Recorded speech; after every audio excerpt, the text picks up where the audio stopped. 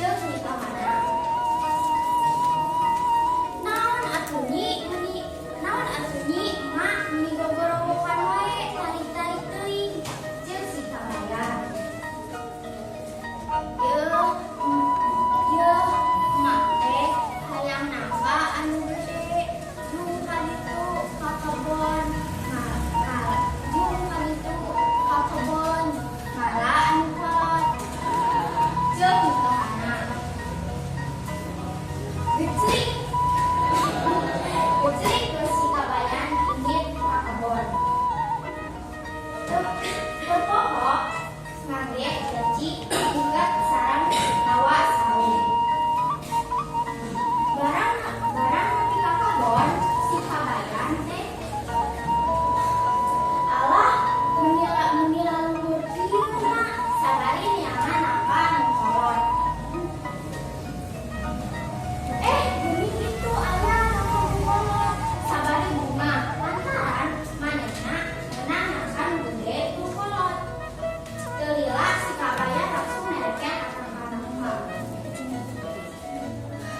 Tapi kumahanya ieu mawa nangka teh? Da aya pura beunah karunya nangkana disingeureun. Nyana kasingeureun teh mawa sarung abus heula ka sarung.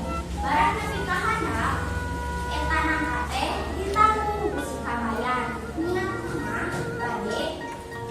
Niatna mah bade dibawa nepi ka Uni.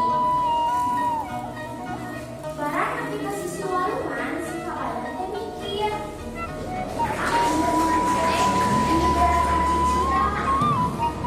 Musim keun teh kalikeun heula da geus gede teu kolot. Yeuh nangka maneh teh jung ka ditu balik ti heula da geus gede teu kolot.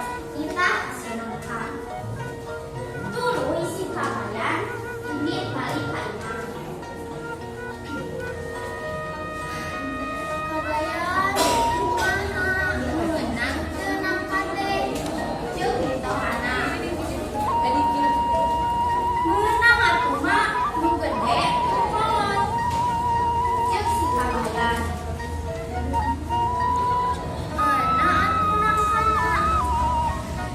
Emang can nepi da tadi teh musim keun teh dititah balik ti heula jeung si kabayan. Ai maneh kabayan innalillahi dari jaman teh meni bodo-bodo teuing maknya we aya nangka bisa balik solamat. Da eueuh caritana ge jeung nitohana. Ari